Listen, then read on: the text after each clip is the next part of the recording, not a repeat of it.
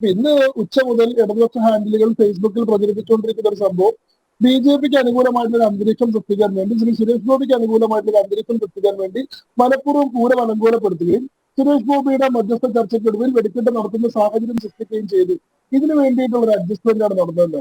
എന്നാൽ എസ് സുനിൽകുമാർ തന്നെ പറയുന്നു, പോലീസിന്റെ ഭാഗത്തു നിന്നുള്ള തെറ്റായിട്ടുള്ള ഇടപെടൽ മൂലമാണ് പൂരം അലങ്കോലമാകുന്ന സാഹചര്യം ഉണ്ടായത്. പോലീസിന്റെ ഭാഗത്ത് നിന്ന് അമിതാധികാര പ്രവണത ഉണ്ടായി എന്ന് പറയുന്നു. ഇത് അടിസ്ഥാനപരമായിട്ടുള്ള പ്രശ്നം നമ്മൾ എല്ലാവരും മനസ്സിലാക്കുന്നത് പോലെ പോലീസിന്റെ ഭാഗത്ത് നിന്നുണ്ടായിട്ടുള്ള അനഭിലഷണീയമായിട്ടുള്ള ഇടപെടലാണ് പൂരത്തെ ഈ നിലയിലേക്ക് എത്തിച്ചത്. തൃശ്ശൂർ പൂരത്തിന്റെ മാത്രം കാര്യമല്ല, ഇത് കേരളത്തിൽ കഴിഞ്ഞ കുറെ കാലമായിട്ട് നമ്മൾ കണ്ടുകൊണ്ടിരിക്കുന്ന ഒരു സംഭവമാണ്. അക്ഷരാർത്ഥത്തിൽ പോലീസ് രാജ് എന്നതിന്റെ നിർവചനം എന്താണെന്ന് പരിശോധിച്ചാൽ നമ്മൾ കേരളത്തിൽ ഇപ്പോൾ കണ്ടുകൊണ്ടിരിക്കുന്ന സംഗതികൾ അതിന്റെ പരിധിയിൽ വരും. സാധാരണഗതിയിൽ പാകിസ്ഥാനെ പറ്റി പറയാറുണ്ട്, എല്ലാ രാജ്യങ്ങൾക്കും സ്വന്തമായിട്ടൊരു സൈന്യമുണ്ട്, പാകിസ്ഥാനിൽ മാത്രം സൈന്യത്തിന് സ്വന്തമായിട്ട് രാജ്യമുണ്ട്. കേരളത്തിന്റെ അവസ്ഥ ഇങ്ങനെയാണ്. എല്ലാ സംസ്ഥാനങ്ങളിലും അവർക്കൊരു പോലീസ് സേനയുണ്ട്, കേരളത്തിൽ മാത്രം പോലീസ് സേനയ്ക്ക് സ്വന്തമായിട്ടൊരു സംസ്ഥാനമുണ്ട്. പോലീസാണ് ഈ സംസ്ഥാനം ഭരിക്കുന്നത്. അവരുടെ തീരുമാനങ്ങൾക്ക് മേലെ യാതൊരു പൊളിറ്റിക്കൽ കൺട്രോളും ഇല്ല. പോലീസിന്റെ ഏകാധിപത്യ പ്രവണതകളാണ്. ഇപ്പോ മുഖ്യമന്ത്രിയുടെ നേതൃത്വത്തിൽ കേരള യാത്ര നടന്നു. കേരള യാത്രയിൽ ഉടനീളം കേരളത്തിൽ അങ്ങോളം ഇങ്ങോളം പോലീസ് നടത്തിയിട്ടുള്ള അട്രോസിറ്റീസ് എത്രയൊക്കെയാണ്, മുഖ്യമന്ത്രിക്ക് സുരക്ഷ ഒരുക്കുകയാണെന്നുള്ള പേരിൽ സാധാരണക്കാർക്ക് നേരെ നടത്തിയിട്ടുള്ള കുറ്റകൃത്യങ്ങൾ എത്രയൊക്കെയാണ്. പോലീസ് സ്റ്റേഷനിൽ ചെന്നില്ലെങ്കിൽ സാധാരണ മനുഷ്യർക്ക് നേരെ പോലീസ് കാണിക്കുന്നത് എന്താണ്? അതല്ലെങ്കിൽ തൃശ്ശൂർ പൂരത്തിൽ മാത്രമല്ല, നാട്ടിലുള്ള പൂരങ്ങളിൽ ആളുകൾ കൂടുന്ന സ്ഥലങ്ങളിൽ, ഗാനമേള നടക്കുന്ന സ്ഥലങ്ങളിലൊക്കെ പോലീസ് നടത്തുന്ന പെരുമാറ്റം എങ്ങനെയാണ്? ഞങ്ങളുടെ നാട്ടിലെ പൂരം മാർച്ച് 25-ാം തീയതിയാണ് കണ്ടൂർമക്കാവിൽ ഉത്സവം നടന്നത്. അവിടെ യാതൊരു പ്രകോപനവും ഇല്ലാതെ പോലീസുകാർ വരവ് നിയന്ത്രിക്കാനാണെന്ന് പറഞ്ഞ് വന്നു നിന്നിട്ട് അവിടെ വരുന്ന ഭക്തരെ മുഴുവൻ അടിച്ചു കൊടുത്തിട്ടുള്ള സംഭവം ഉണ്ടായിട്ടുണ്ട്. അപ്പൊ ഇതൊരു ഐസൊലേഷനിൽ കാണുന്ന സംഗതിയല്ല. ഈ ഭരണകൂട ഭീകരത ജനങ്ങൾക്ക് അനുഭവവേദ്യമാകുന്ന ഒരേ ഒരു സംഗതി പോലീസാണ്.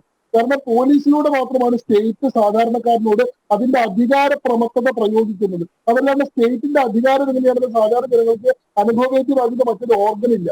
പോലീസ് വളരെ രൂക്ഷമായിട്ട് ജനങ്ങളോട് ഇടപെടുന്നു എന്ന് വന്നു കഴിഞ്ഞാൽ യഥാർത്ഥത്തിൽ സ്റ്റേറ്റിനെ നിയന്ത്രിക്കുന്നത് ടൈറണിക്കൽ ഫോഴ്സസ് ആണ്, ഏകാധിപത്യ സ്വഭാവത്തിലുള്ള ശക്തികളാണ് സ്റ്റേറ്റിനെ നിയന്ത്രിക്കുന്നത് എന്നുള്ളതാണ്.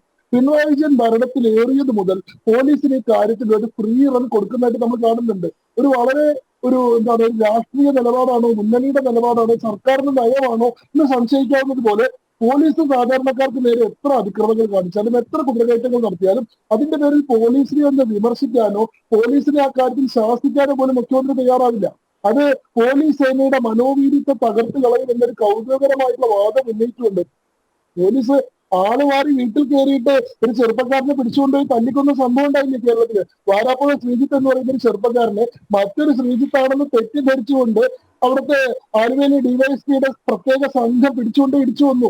ആ ഡിവൈഎസ്പിക്ക് പിന്നീട് പ്രൊമോഷനോട് കൂടിയിട്ട് പോലീസ് സേനയിൽ തന്നെ കൂടുതൽ വലിയ അധികാരങ്ങൾ കൊടുത്തു. അദ്ദേഹത്തിന്റെ നേതൃത്വത്തിൽ പിന്നീട് 2 ചെറുപ്പക്കാരെ UAPA കേസിൽ അറസ്റ്റിലായപ്പോൾ ഈ കാര്യങ്ങളൊക്കെ വിവാദത്തിലായി. ഇതേപോലെ ഇപ്പൊ ശബരിമലയിൽ ഈ പറയുന്ന ഭക്തർക്ക് നേരെ അതിക്രമങ്ങൾ കാണിച്ചിട്ടുള്ള മനോജ് എബ്രഹാമിന് നേരെ എന്ത് നടപടിയാണ് ഉണ്ടായിട്ടുള്ളത്? അല്ലെങ്കിൽ ഒരു കേന്ദ്രമന്ത്രിക്ക് നേരെ വളരെ മോശമായിട്ടുള്ള പെരുമാറ്റം നടത്തിയിട്ടുള്ള യതീഷ് ചന്ദ്രനെതിരെ ഒരു നടപടി ഉണ്ടായിരുന്നത് മാത്രമല്ല, അത് വളരെ മികച്ചൊരു നടപടിയാണെന്നുള്ള രീതിയിൽ അദ്ദേഹത്തെ അഭിനന്ദിക്കുന്ന സാഹചര്യം ഉണ്ടായി. ഇതേ ഓഫീസർ പിന്നീട് കോവിഡ് കാലഘട്ടത്തിൽ സാധാരണ ജനങ്ങൾ പിടിച്ചു നിർത്തിയിട്ട് ഏത്തമിടിക്കുകയും കുഞ്ഞു നിർത്തുകയൊക്കെ ചെയ്യുന്ന സംഭവം നമ്മൾ കണ്ടു. അതായത് പോലീസ് സ്വയം കോടതിയുടെ അധികാരം പോലും കവർന്നെടുത്തുകൊണ്ട് നിയമം നടപ്പാക്കുന്ന, നീതി നടപ്പാക്കുന്ന ഒരു സംവിധാനമായി മാറുകയാണ്. ഇതിനെ ചോദ്യം ചെയ്യാൻ, ചാലഞ്ച് ചെയ്യാൻ ഒരു വ്യവസ്ഥയില്ല എന്നുള്ളതാണ്. തൃശ്ശൂർ പൂരം എന്ന് പറയുന്നത് കേരളത്തിന്റെ സാംസ്കാരിക ഉത്സവമാണ്. എത്രയോ നൂറ്റാണ്ടുകളായി നടന്നു വരുന്ന ഒരു ആഘോഷമാണ്. തൃശ്ശൂരിലെ ജനങ്ങളെക്കാൾ നന്നായിട്ട് ആ ഉത്സവം നടത്താൻ അറിയുന്ന വേറെ ആരുമില്ല.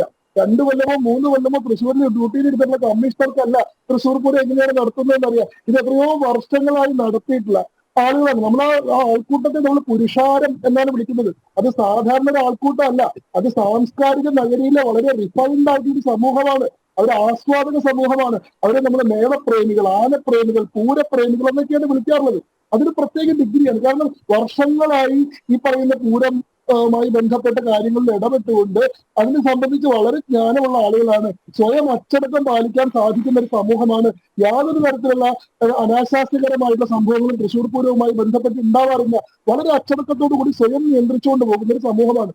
അവരെ ഫെസിലിറ്റേറ്റ് ചെയ്യാന്നുള്ളത് മാത്രമാണ് പോലീസിന്റെ പണി. പോലീസ് എന്താണ് ചെയ്യുന്നത്?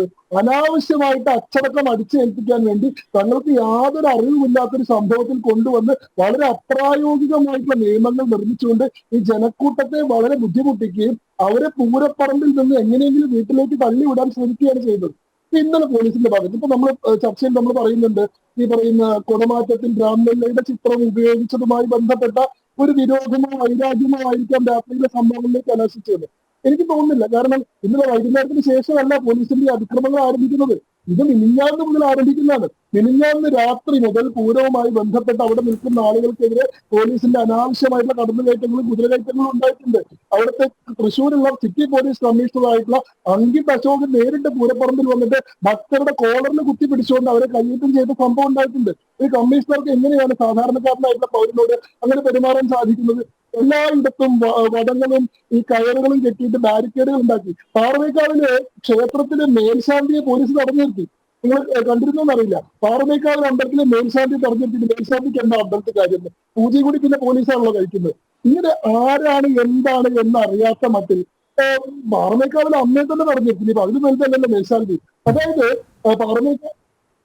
പാറമേക്കാവിലെ അമ്മയുടെ തിടമ്പേറ്റിയിട്ട് ആന വരുമ്പോ ആ എഴുന്നള്ളത്തിനെ തടസ്സപ്പെടുത്തിയിട്ട് അവസാനം മുന്നോട്ട് കടന്നു പോകാൻ കഴിയാത്ത സാഹചര്യത്തിൽ ഈ തിടമ്പുമായിട്ട് ആനയ്ക്ക് മടങ്ങി പോകേണ്ട സാഹചര്യം വന്നു.